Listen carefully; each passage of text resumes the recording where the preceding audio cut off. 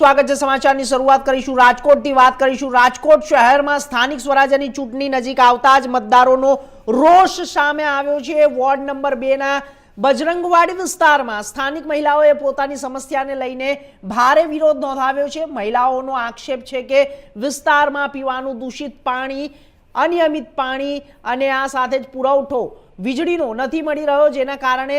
લોકોને ભારે મુશ્કેલીઓનો સામનો કરવો પડી રહ્યો છે સાથે જ ગુરુવાર બજારના કારણે ટ્રાફિક જામની સમસ્યા અકસ્માતના બનાવો વધતા જતા હોય છે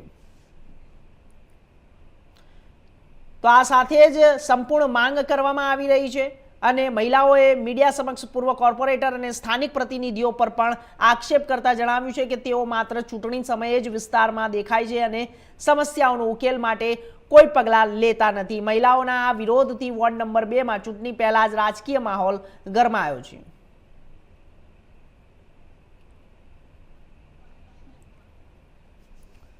તો આ વિષય ઉપર તમામ માહિતી માટે અમારા સંવાદદાતા પ્રતિક લીંબાણી રાજકોટથી જોડાઈ ગયા છે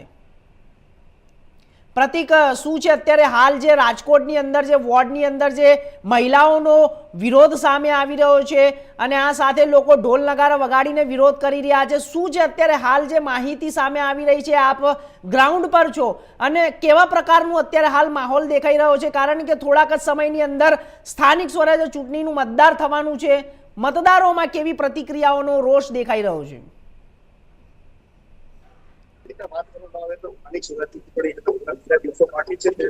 રાજકોટમાં વિરોધ તો વર્ષો તે પણ ઊંચી રહ્યો છે કારણ કે લોકોની જે પ્રાથમિક સુવિધાઓ છે કદાચની પ્રાથમિક સુવિધા છે તેને જે પૂર્વ નેતાઓ છે કોર્પોરેટર ન્યાય નથી આપવામાં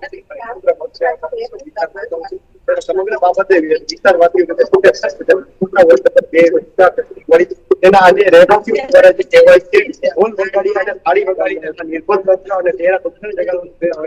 મહત્વની વાત છે કે આ જે દ્રશ્ય જોઈ રહ્યા છો વિસ્તાર છે ધોપ વિસ્તાર છે કે વિસ્તારમાંથી ઢોલ વગાડીને થાળી વગાડીને તેને વિરોધ કરતી હતો જે મુખ્ય કારણ હતું કે તેમને જે કહેવાય દૂષિત પાણી અનિયમિત પાણી અને જે કહેવાય છે સુધી જગતની માંગ સહિતના મુદ્દે વિરોધ કરવામાં રજૂઆત કરી છે આટલી સુધી જે કહેવાય રજૂઆતને કહેવાય કે હાલ કેવી રીતે આપણે સ્થાનિકો છે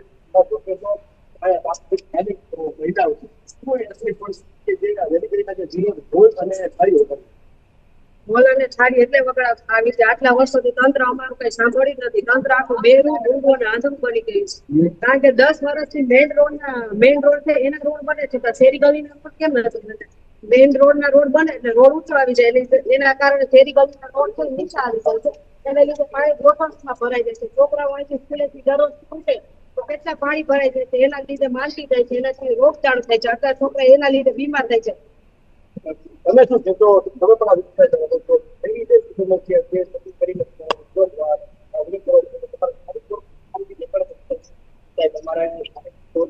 પહોંચે તો અમને ખબર જ નથી અમને કોઈ એને જોયા જ નથી પણ લાસ્ટ ટાઈમ 7 થી 8 વર્ષ ત્યાં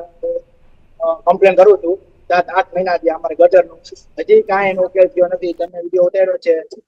આમાં આવશે બરોબર છે કોઈ વારંવાર આવે સરખું વાર્તા નથી ખાસ કે અમારે બધાને નાના છોકરા છે આ બેનને પણ છે આ બેનને પણ છે મારા છોકરા ઘરની બહાર નીકળતા નથી 5-5 વર્ષના થઈ ગયા છે એનું કારણ એ જ છે કે અહીંયા પર ડે રોજ એક એક્સિડન્ટ થાય છે જો ભેગો થાય છે તો બહુ સ્પીડમાં ગાડી નીકળે છે તો ખાસ સ્પીડ બ્રેકરની જરૂર છે તંત્રને 4-5 વાર જગાડ્યા છે લેખિતમાં જગાડ્યા છે પણ કોઈ દિવસ કોઈ આવ્યું નથી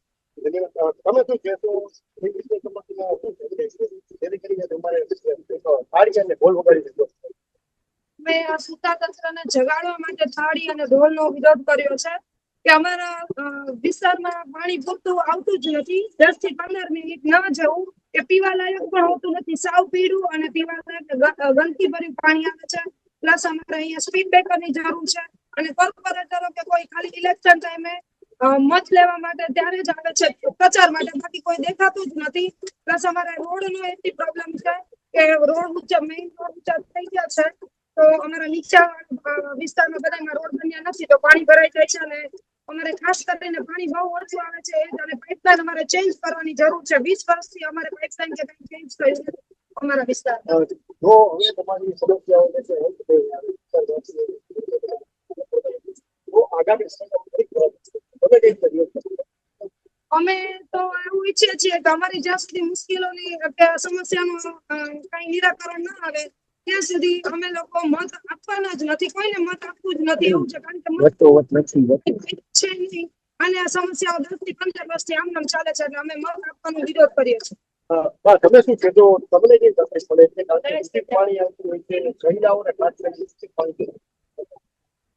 અમારે તો 20 વર્ષ પહેલા લાઈન ત્યાં સટાઈ ગઈ છે, પાણી આવતું નથી, ઘરમાં પાણી કરી જાય છે, રોડ બધે ઊંચા છે, અમારે ઊંચા છે, કચરા વાળા કચરો બરાબર લેવતા નથી, વારવા વાળા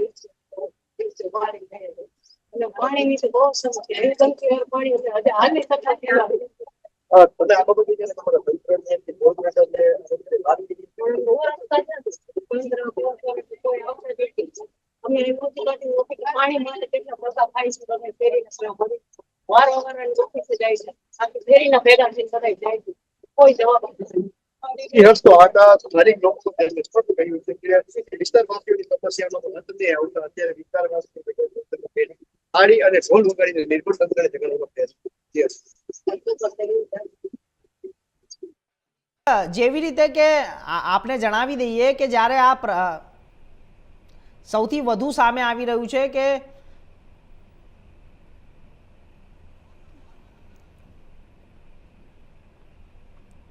પ્રતિક, મારો અવાજ આવી રહ્યો છે આપને?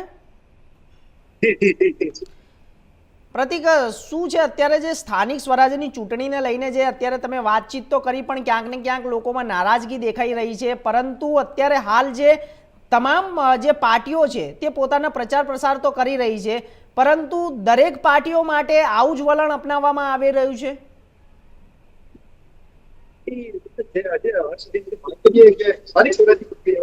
ત્યારે જે બધા પક્ષો છે એની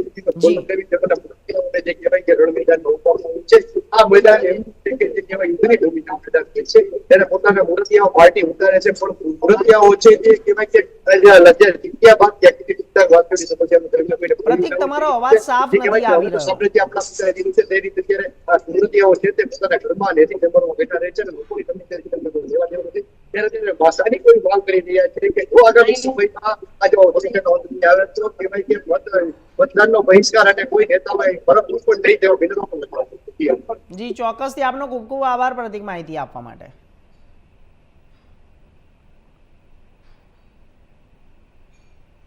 તો આગળ વાત કરીશું જેવી રીતે કે આપણે જોયું કે અત્યારે હાલ જે ચૂંટણીને લઈને જે પડઘમ વાગી ચૂકી